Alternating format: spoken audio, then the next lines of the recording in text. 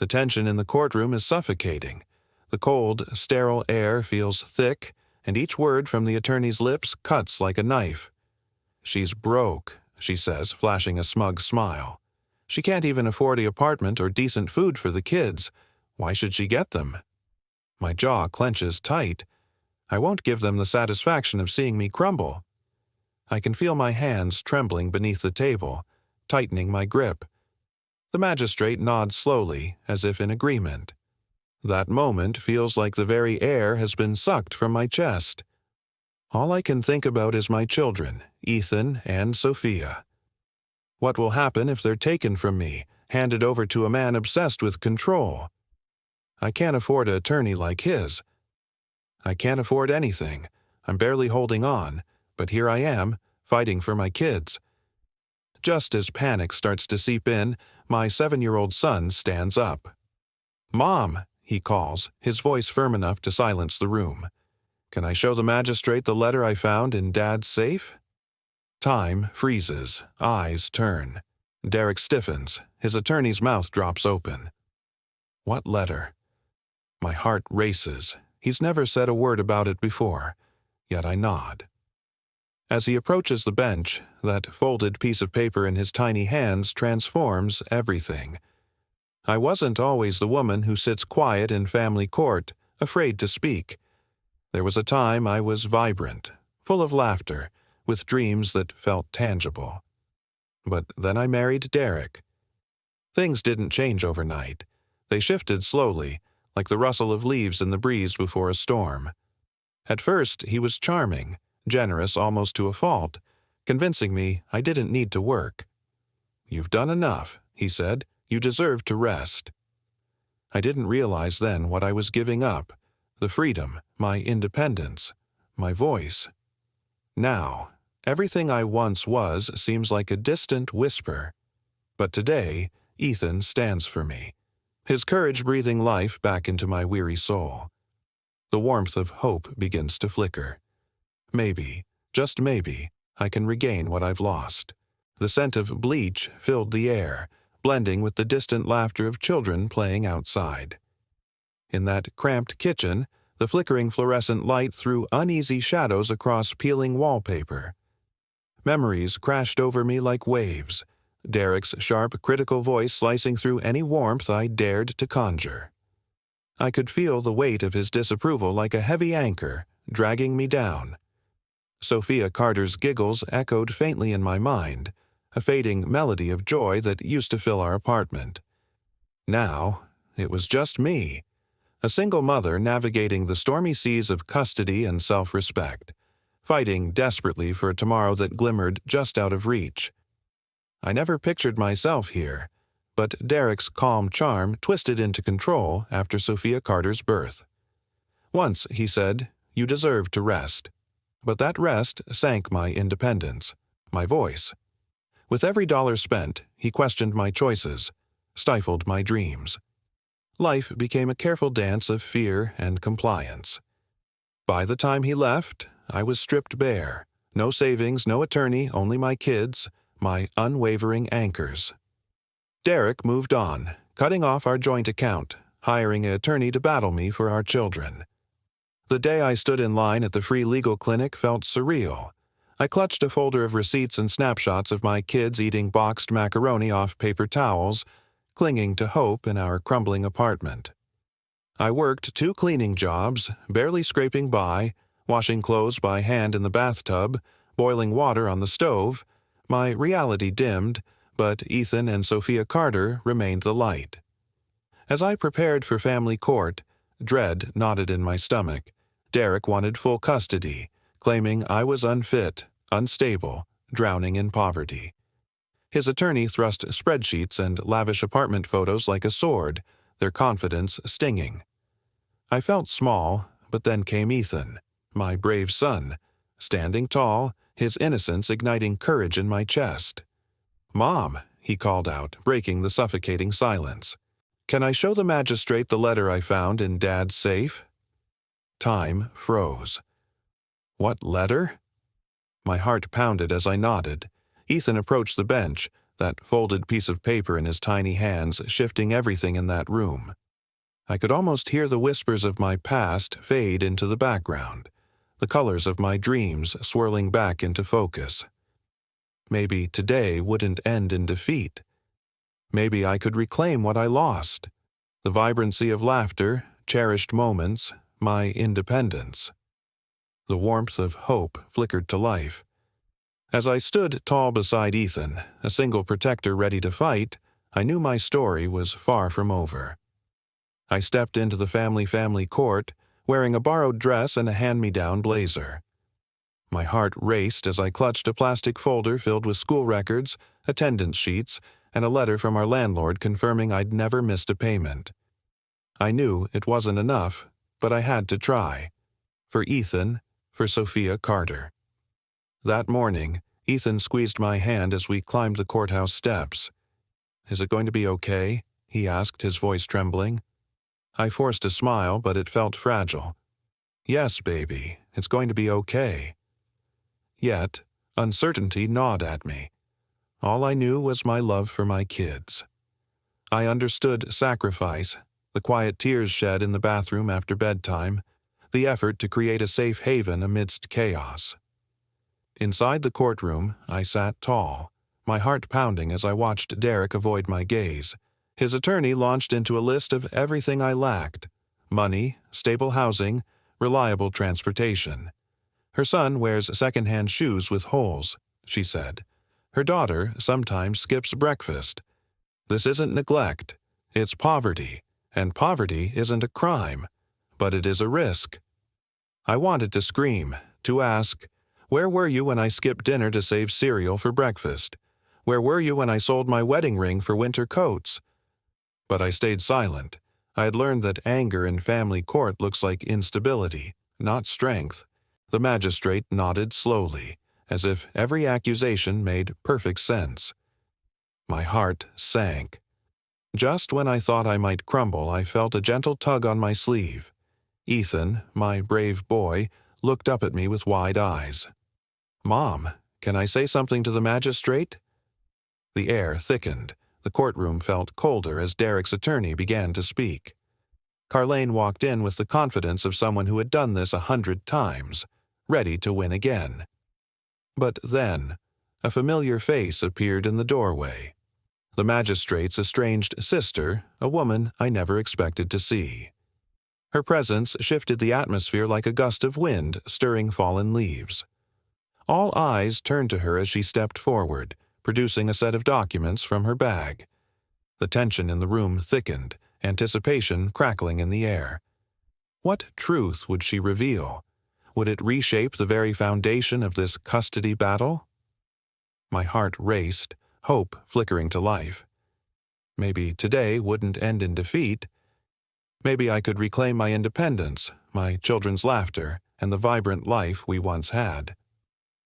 Margaret Carter stood tall, her voice sharp and unwavering as she faced the courtroom.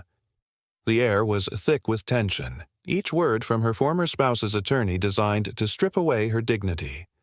"She has no stable employment," the attorney declared, "and her apartment is temporary housing. The children deserve better than a mother who can barely feed them." Margaret refused to glance at Derek.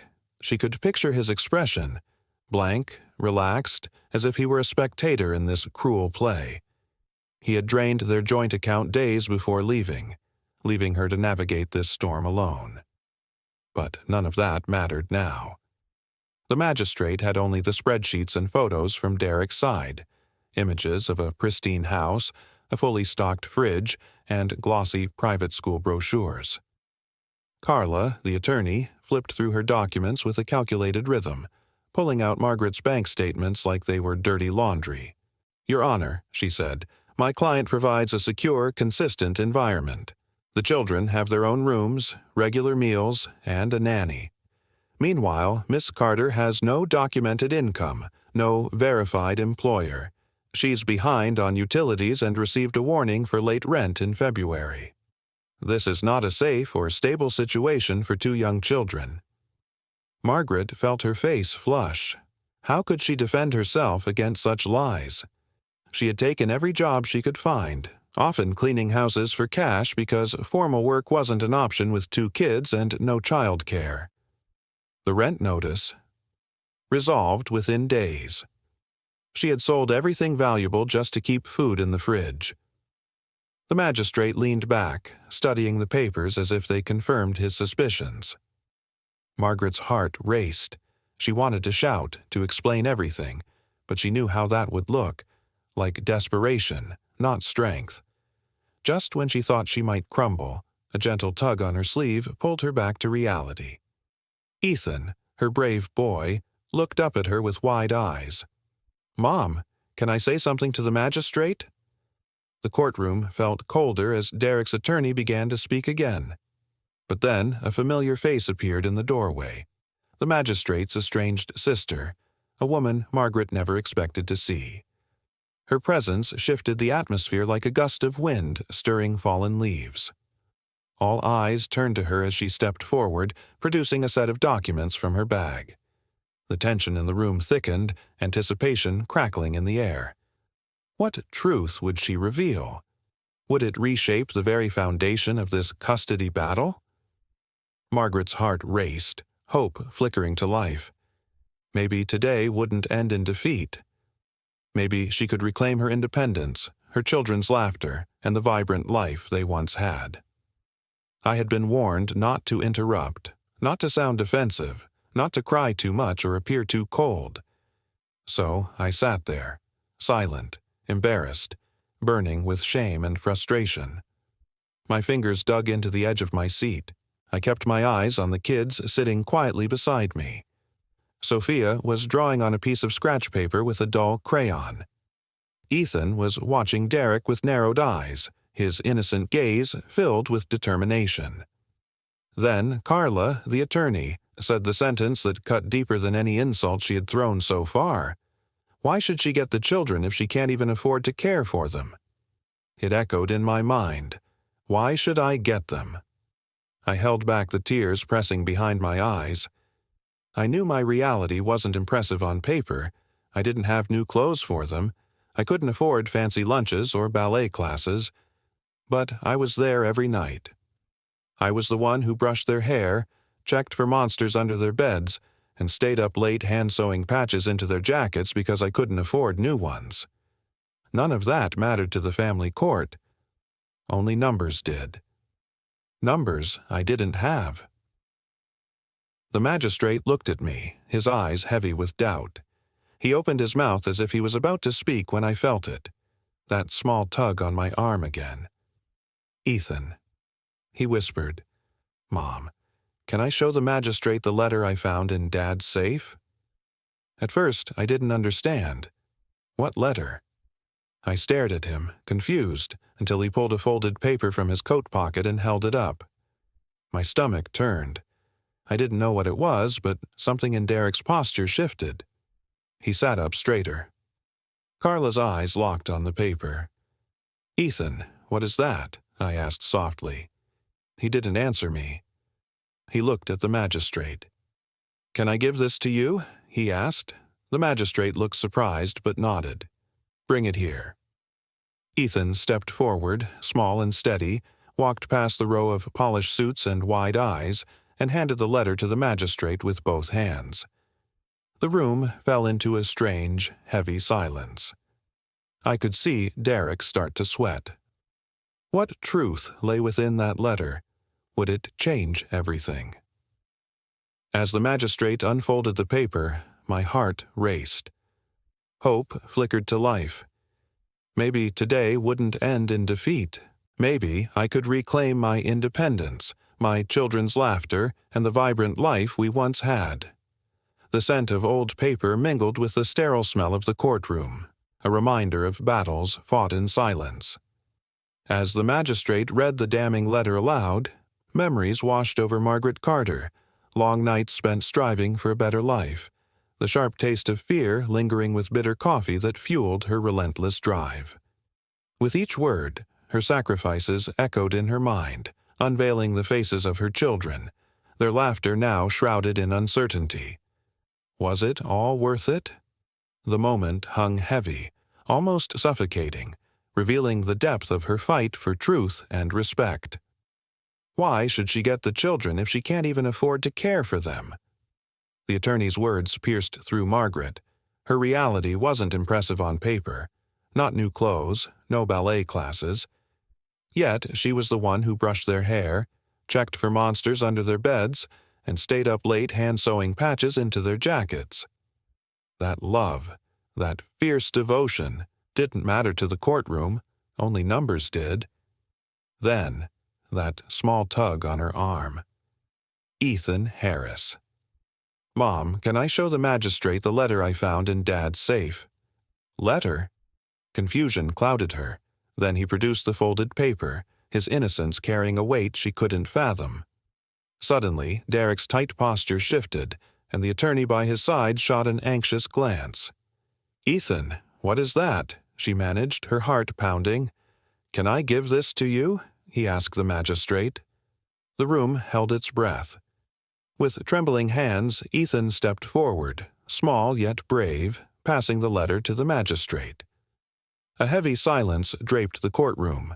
Would it reveal a truth that could turn everything around? As the magistrate unfolded the paper, hope flickered to life within Margaret's chest.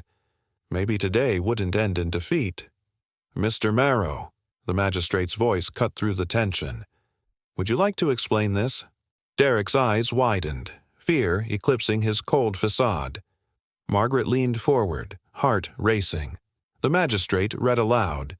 "To Derek Monroe, from Elbecker, CPA. 3 months before your divorce was filed, instructions for offshore accounts, transferring assets to shell LLCs." The air thickened. A strategy to appear financially stable while shattering her life. The silence grew suffocating. Every gaze turned to Derek, even the attorney's eyes wide with disbelief. Is this real? Margaret felt a quiet rage bubbling beneath her frozen shell. She had suspected Derek was cold and ruthless regarding money. But this was more than she had ever anticipated. Would this revelation shift the tides? Would her tenacity for justice finally reclaim the laughter of her children and the independence she yearned for? The courtroom felt electric, the tension thick enough to cut with a knife. Margaret Carter's heart raced as she held her daughter Sophia tightly. With innocent eyes wide, Sophia clung to her mom's arm, sensing the weight of the moment. Across the room, Derek's expression twisted between anger and uncertainty. The magistrate leaned in closer, his gaze sharp. "Miss Carter," he said, voice steady but laced with gravity. "If the revelations of this letter are true, what will be your next step?" For a brief second, the world faded away. What if this could be the turning point? Could she finally reclaim her life, or would she leave the courtroom with nothing? Margaret took a breath, absorbing the gravity surrounding her. This letter from Derek's past could change everything. She glanced at Ethan, who stood nervously clutching the folded paper. He had discovered it in Derek's safe. Courage pulsed through him, a beacon in their storm. "Can I give this to you?" Ethan asked the magistrate, brave in a way that made her heart swell. The courtroom fell into a hush, anticipation hanging like a dense fog. With each step Ethan took, Margaret felt both fear and hope entwined. Derek's face paled as the magistrate unfolded the letter. His voice cut through the silence, reading aloud the chilling contents. "To Derek Monroe, from Elbecker, CPA. Instructions for offshore accounts, transferring assets." Margaret's heart pounded. Could this be the evidence she needed? The air brimmed with disbelief and dread. "You were intentionally misleading this family court," the magistrate declared, locking eyes with Derek. The tension in the room thickened as Margaret felt a flicker of anger ignite within her. How deep was his deception? Derek sprang to his feet, desperation spilling from his lips. "That letter is old. It doesn't mean—" "Sit down, Mr. Monroe," the magistrate commanded, his authority causing a ripple of silence. Margaret wrapped her arm around Sophia, not breaking her gaze from the magistrate.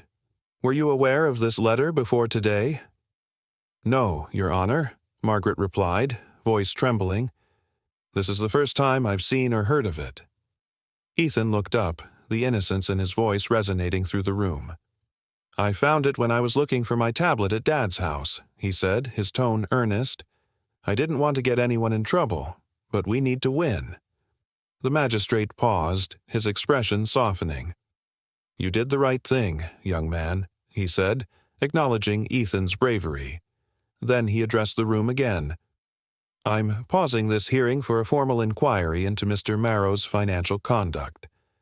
Until this matter is resolved, primary custody will remain with Miss Carter, with temporary suspension of the defendant's parenting time." The words hung in the air, slow to sink in. Margaret's knees buckled as she grasped the full weight of that decision. She collapsed into her seat, pulling both her kids close. Tears pricked her eyes as she felt a surge of hope. Maybe, just maybe, she had found her voice again amidst the chaos. As she held them tight, she knew she would fight for the life they deserved. The scent of damp wood and the echo of distant laughter filled the air as I recalled the summer days spent in our backyard. Sunlight filtered through the leaves, casting playful shadows on the grass where Ethan and I would play. I could almost hear his giggles, a sound that once brought me joy, now a bittersweet reminder of innocence lost. The warmth of those moments clashed with the cold reality of the courtroom, igniting a fierce determination within me. I would fight for that laughter to return, for our family to heal. I didn't argue. I couldn't, the damage was done. Derek sat in silence, his face a mask of defeat. After the magistrate left the bench, the bailiff dismissed the family court. I stayed seated, arms wrapped around my children like they were the only thing anchoring me to the ground.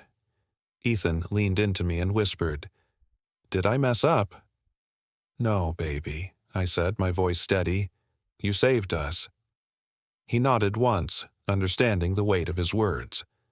I finally grasped what kind of strength it takes for a child to carry something like that. And I realized something else. The fight wasn't over.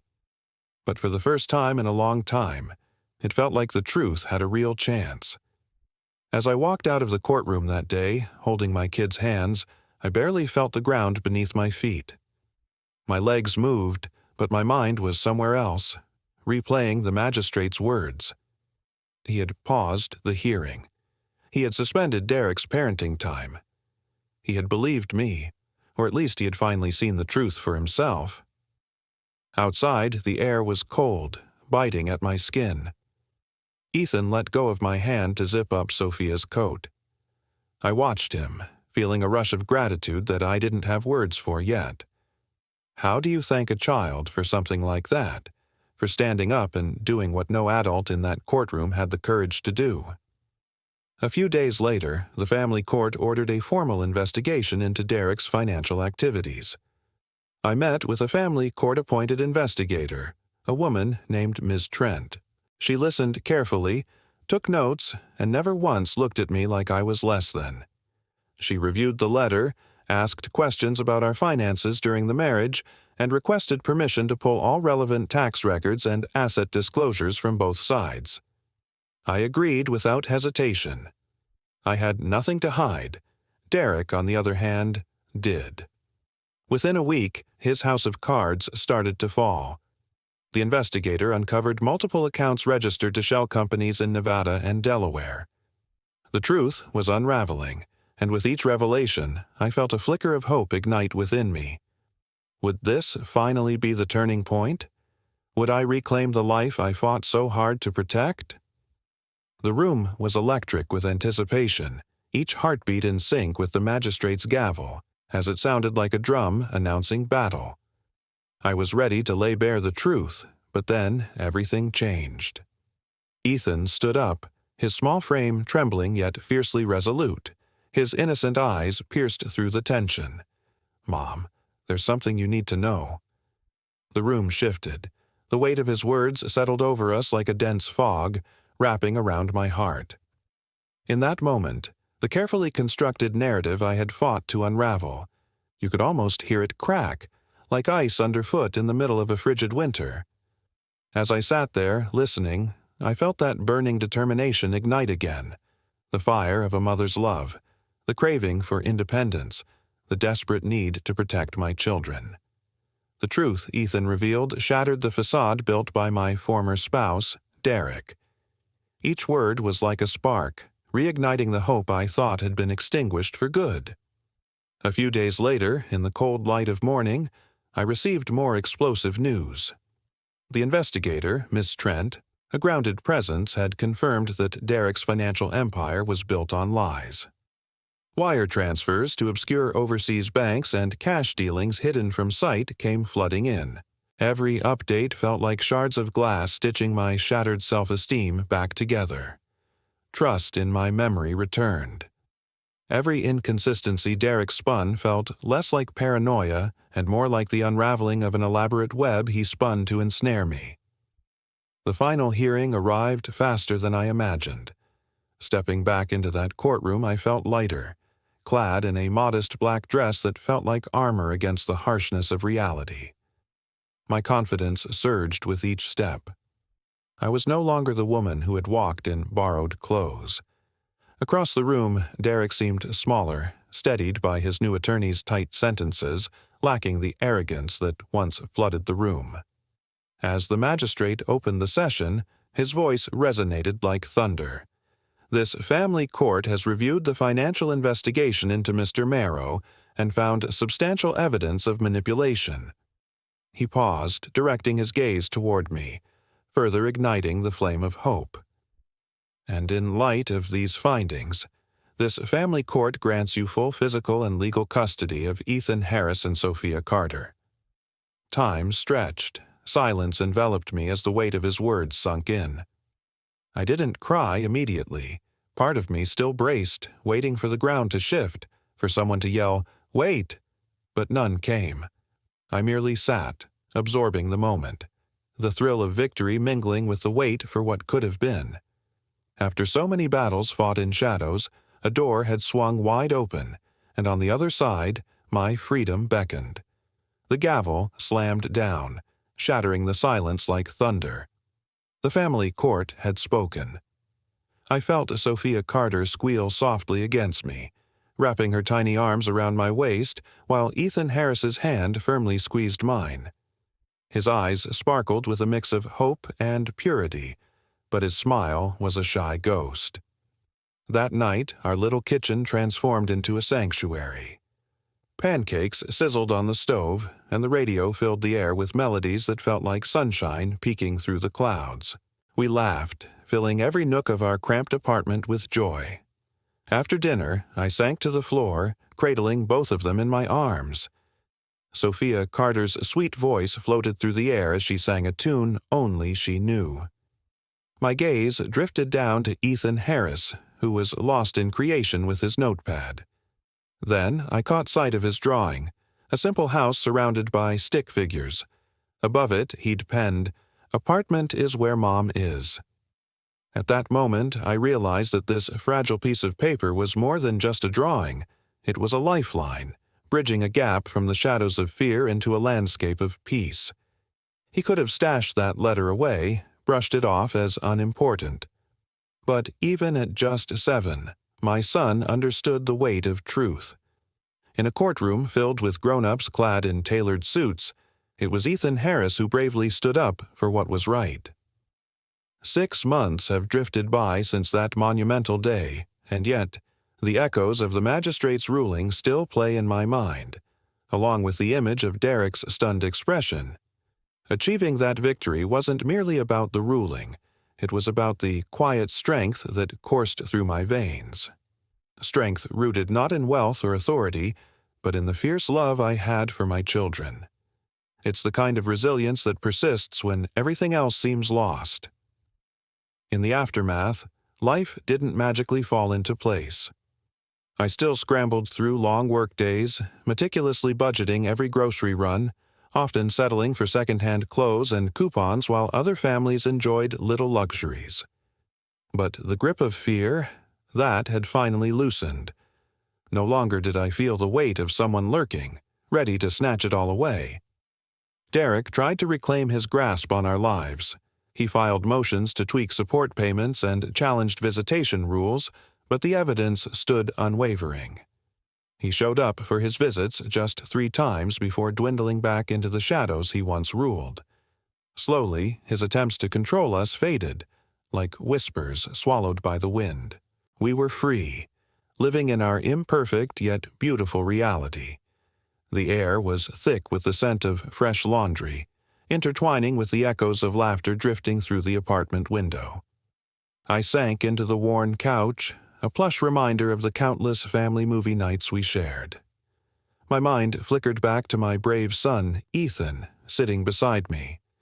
His innocent face, imbued with both concern and relentless courage, seemed to glow under the soft light. With a cool, trembling hand, he rested his palm on mine, grounding me. The letter that sparked his truth-telling lay crumpled nearby, a mere piece of paper, yet a bold statement of resolve. This wasn't just paper, it was a lifeline. A warm hug against the harsh reality of our world, illuminating a moment of clarity amid the chaos. Days turned into weeks since our life-changing family court day, and the memories still played in my mind, like a haunting melody. How could I explain to Ethan and his sister, Sophia Carter, that their father wasn't ready to be a consistent presence? They deserved stability. I kept it simple, and after a while, the questions faded. But Ethan still had moments of reflection. One evening on our couch, he glanced up and asked, "Was I in trouble for taking it?" "No, baby," I replied, looking deep into his eyes. "You were brave. You told the truth when it mattered most." His understanding nod was both a relief and a sharp reminder of how easily children bear burdens out of sight. Counseling became a part of my journey, a strange venture into vulnerability.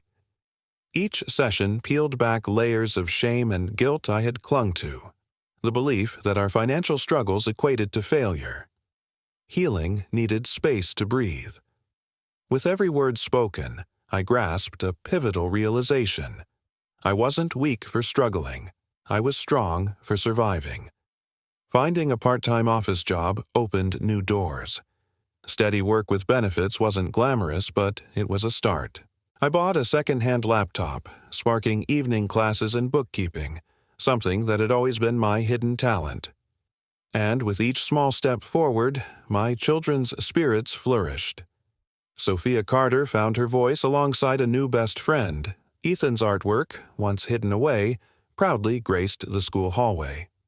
More than just a mother, I was reclaiming my independence. And even in the shadows of doubt, a brighter tomorrow was slowly taking shape. Would self-respect ever feel complete? Every moment picked up strength, as if whispering, "You are enough." Perhaps even the darkness that once hung around us had begun to retreat, allowing the light to bleed through. He chose a picture of a tree, with roots thick and deep. Underneath, he wrote one word: growing. That's what we're doing now. Growing. It doesn't always feel fast or easy, but it's steady. Every week, we move a little further from fear and a little closer to peace. Sometimes people ask me how I stayed so calm in family court, how I didn't fall apart. The truth, I almost did. But when you're a mother and your babies are on the line, you find a way to keep breathing, to keep standing. Not because it's easy, but because giving up was never an option. This story began in a family court, where I was accused of being too poor to be a good mother. It ended with the truth spoken by the smallest voice in the room: Ethan, my innocent son. He knew what love looked like and wasn't afraid to prove it. We didn't win because we had power or money or perfect appearances. We won because we had honesty, because we stayed kind. Even when the odds were against us, we refused to break. There's one thing I've learned. Justice doesn't always come easy, but it can still come. Sometimes it arrives in the form of a folded letter in a little boy's hand, held with quiet courage, offered with love. That was the day everything changed. not just in family court, not just legally, but in my heart. That day, I stopped surviving and started living again. If this story moved you, if it reminded you of the quiet strength it takes to keep going when everything is against you, then take a moment to reflect. Whether you're a parent, a survivor, or someone who believes in truth and justice, your voice matters. We're building a community here, one that sees people, not just their struggles. Together, we can share the stories that inspire resilience and love. Margaret Carter's fight for her family began in the shadows of doubt. Accused of being too poor to be a good mother, she stood tall in the family court, her heart pounding as she faced the scrutiny. Every inch of her felt like a battle. Would the truth be loud enough? As she looked into the eyes of her children, the air weighed heavy with the scent of rain, hinting at the storm lingering just beyond the walls. Then, in a moment of breathtaking clarity, little Ethan Harris stepped forward. His innocence lit the room, breaking through the tension like sunlight piercing clouds. "Mommy loves us. She fights for us." His voice, soft yet unwavering, echoed with the kind of bravery that made the hairs on your neck stand on end. Margaret's breath hitched as tears filled her eyes, a flood of relief mixed with pride. The gavel struck down hard, a wave of warmth surged through her, igniting hope. She'd reclaimed her independence, her voice, her life. With every struggle she'd grown, just like the roots of that tree Ethan had drawn, thick and deep, reminding them all. They were growing together. In that sunlit courtroom, among the whispers of hope and the rustle of life outside, Margaret knew her journey wasn't just about family court battles.